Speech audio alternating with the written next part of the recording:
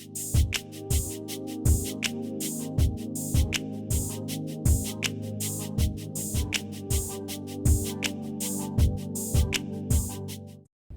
everybody, this is Frank here with another paper mache project. This time I'm making this goat head. As you can see, I've already made this armature mostly out of cardboard, and I'm going to show you how to do that with some progress shots that I've taken up to this point. I know this looks kind of ambitious, so if you maybe want to try a smaller size, or if you think you can use aspects of this project in a paper mache project you are interested in, please follow along with me. I'm learning this as I go along too, so let's get going. First, I did a drawing of all the parts I thought I needed after looking at some reference photos of goats. I didn't use everything here exactly the same, but it definitely helped me get an understanding of the different parts. First, I made this tube out of cardboard. Then I cut out a circle and cut out small triangles on opposite sides. This way I can make it curved. And this is also about the same size as the end of this tube. And as you can see here, I just tape it right on. Then I cut out these two shapes about 2/3 the length of the tube that we have made. And then taped them together.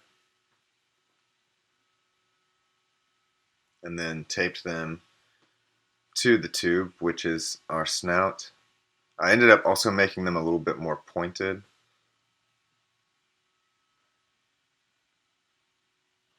And then I made kind of like a half pipe with this cardboard.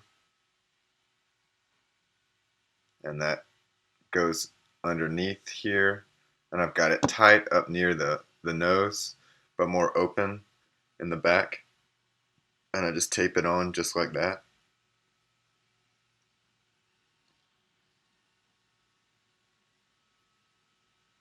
And then I start making the horns. Here, I just make cylinders, each one a little bit smaller than the one before, and I make two at the same time so that the horns are equal size. And every time I tape another link on, I just make it slightly curved.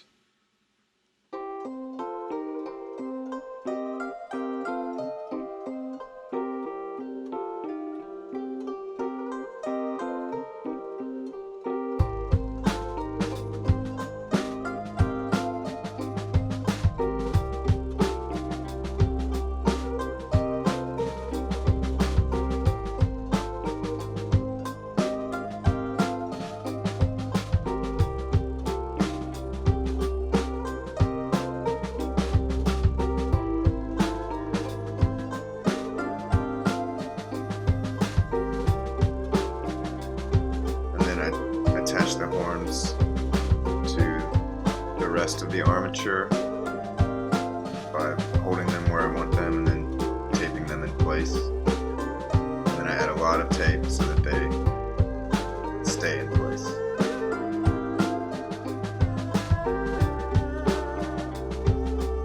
And next, I want to thicken up a few areas.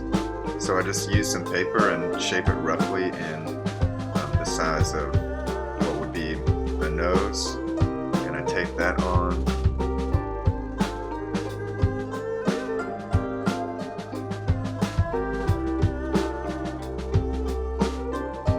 I use a lot of tape.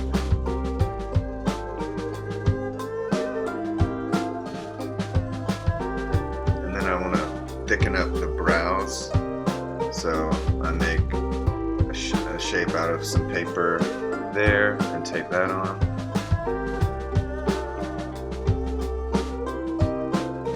This on both sides and try to make them as even as possible.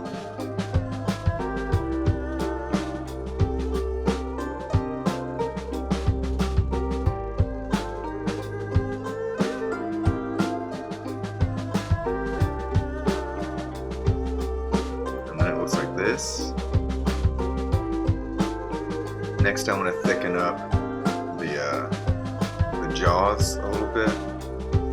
And so I do the same process with paper, tape them on.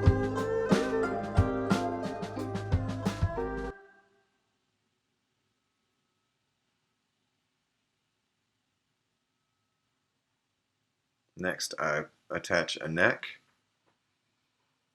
I do this by making a cylinder and cutting one triangle out of one side and attaching it a little bit so it's a little bit tighter or right around the top of the neck. And I attach that to the back of the head. Next, I make an ear out of a long shape, 2 ears, out of a long shape that's round on one side and flat on the other, and I curve that and attach it like so. And then I make this little pocket that will be the goatee. Once I've taped that on,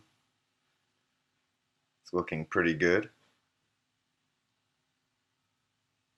And then I tape the bottom shut, or the end shut, after cramming it with a lot of paper and some cardboard, a lot of scraps. And that's where I am.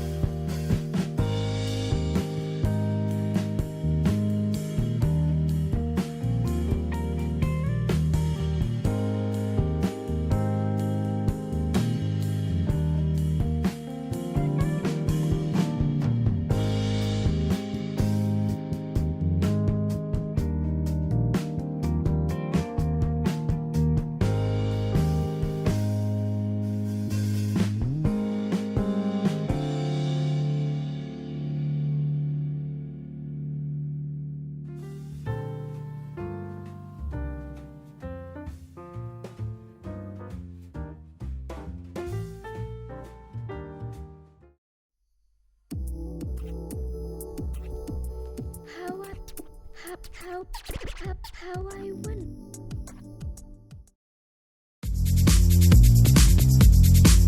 Here we have a pair of jeans that have some holes in the pockets. And this is from wearing like a wallet in the back pocket or using your phone a lot, like keeping it in the same spot. It will get just wear, or you might even see like a shape of the item that you wear pretty consistently. So there are a few little holes here, the stitching's coming out, and then we see this little hole here. Now this side piece, we can fix this with a machine really quickly. This here we're gonna need to do by hand. And that is because we want to use this pocket. And that's okay, because I'll do it while I'm watching TV or I'm video chatting with someone. It's kind of like doodling. You don't really need to be doing anything like really beautiful. It's fun and it can really add some personality. So I have made a patch from a scrap of denim that I have, and I am basically going to be laying it on top, and I just cut a little bit at a time all the way around and making it just the right size. So you wanna cut a little bit, check it, cut it again, because you want this to be bigger than the holes. Now, I didn't do multiple pieces because that's just gonna be a little bit harder to manage on the inside, because we're gonna have to pin this from the outside. And by that, I mean we're sliding this piece of fabric inside. We're gonna lay it flat as we can, and you can only really do it by feeling. It's hard to see. And then we're gonna be pinning it.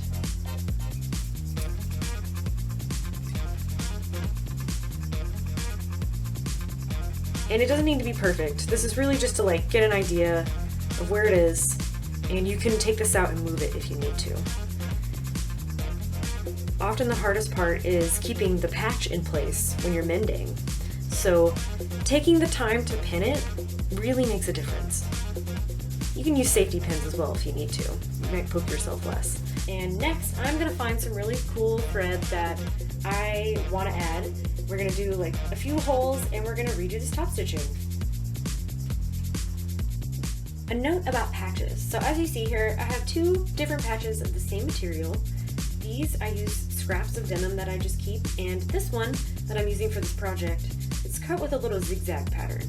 And that was done with a pair of pinking shears, like the color pink. This does a little serrated edge, and it helps the fabric from fraying really quickly. And it may happen in the wash and over time, but it's gonna be a lot less messy than if you just cut it with a straight edge. Now this one I searched, and that is just an overlocking machine. This is really common, like a t-shirt you might be wearing is probably made with an overlock machine. And by that, I just mean it's cutting, it's sewing at the same time, and it's keeping the edges from rolling. Not everybody has these machines. If you do have them, that's great. We do have one at Studio NPL, but it's not common for everyone to own one of these. And that is why the pinking shears are pretty awesome, because they last a really long time and they don't cost very much. So keep that in mind.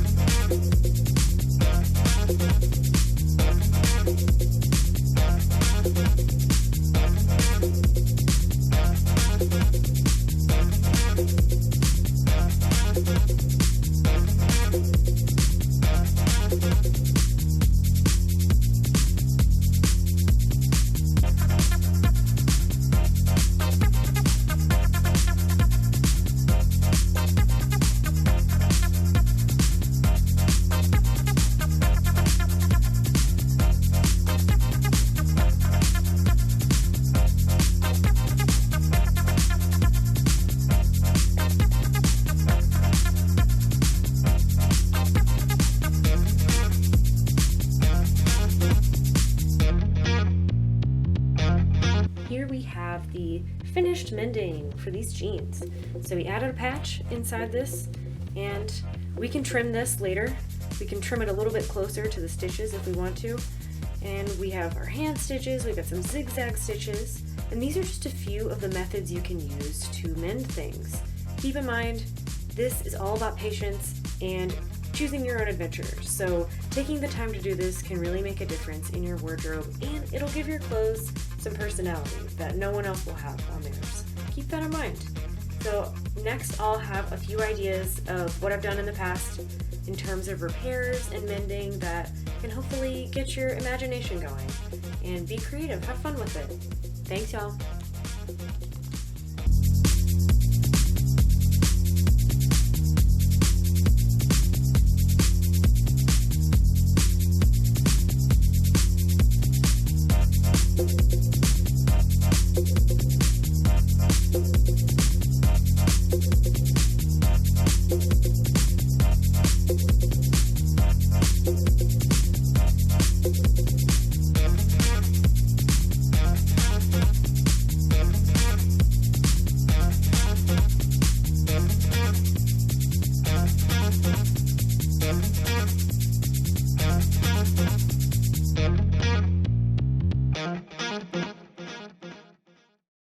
Mentor Kyrese from the Kansas City Digital Media Lab in Kansas City, Missouri, shared the following video on using the in-browser program Sampulator to build beats at home.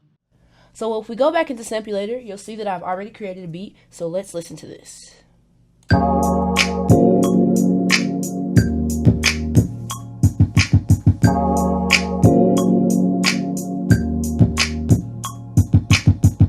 So just a simple 4-bar loop. I have hi-hats, kicks, 808s, snaps, and keys. So you're able to make yours more complex, and you can use some of these ad-libs down here. So for instance, the orange, we have some ad-libs from DJ Khaled. So we have another one. Some Rick Ross ad-libs. You can add some guitar, the crash, sound effects, the toms up here. But I just wanted to keep it simple so that you're able to catch on. So what I want to show you how to do is how to build a beat from scratch. Now, there's no absolute right or wrong way to do this, but this is just my process and how I build around making a beat. So I'm going to go to another tab and create a clean one.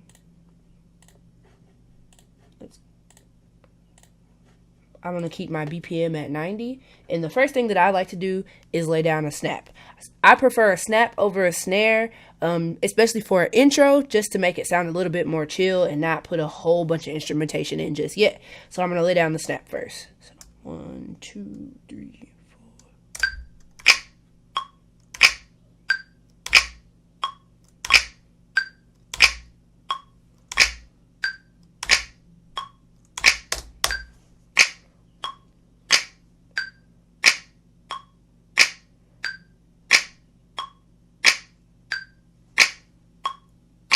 So I just laid down the snap and played it back so that you can hear it. So the next thing I'm going to do is add some keys. So we're going to go through keys 1 through 5. So 1, 2, 3, 4, 5. So I think I'm just going to go, or what I was doing in the other beat rather, I just went 4, 1, and then 1. So let's lay that down. So 1, 2, 3, and...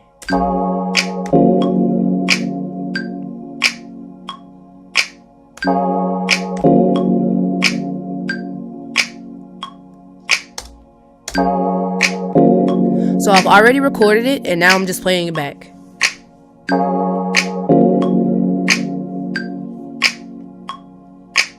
So the next thing I like to do is add kind of the bass. So you can either add just a regular kick or an 808, which is also the bass, but it's in key, so it's in a melody form. So I'm gonna go and just layer that over the top of my keys. So let's record that. 1, 2, 3, and...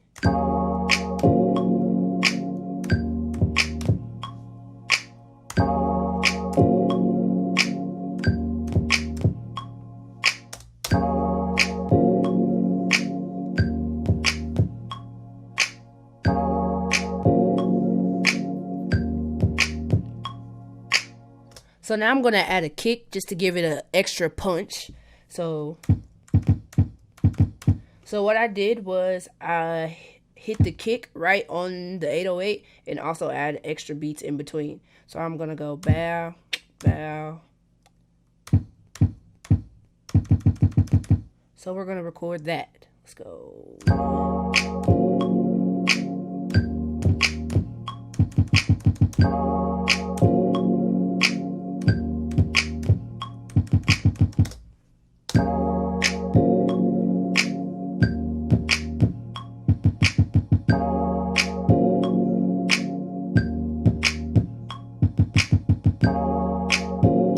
So now we've added the kick, we've got snares, we've got an 808. So what I want to do is add the hi-hat to just bring it all together. So I'm just going to add that. Just like that. So let's record that. 1, 2, 3, and...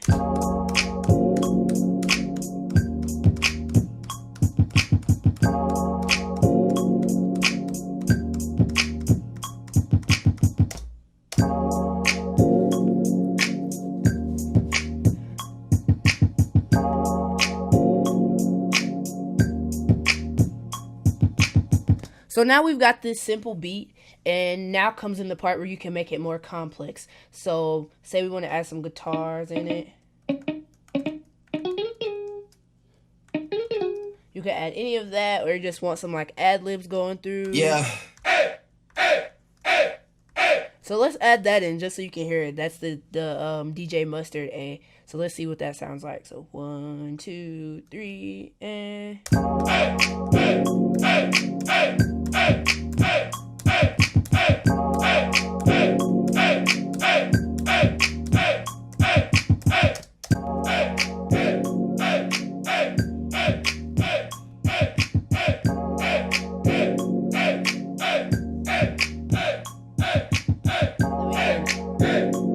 Also mute that, and let's say we want to add something else.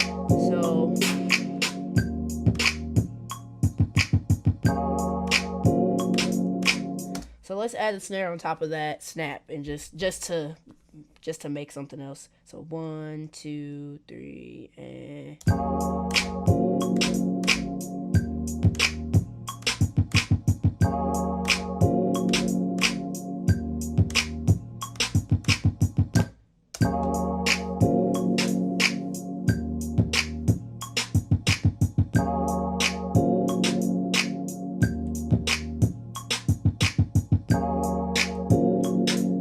down here and unmute that A and put it back in. So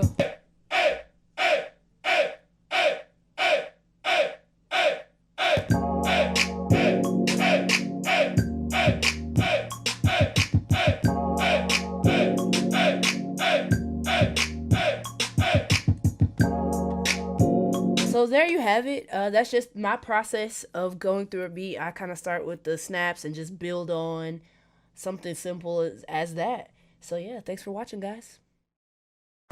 If you would like to learn more about any of the tutorials you've just watched, you can find these and many more great books at the Nashville's Public Library.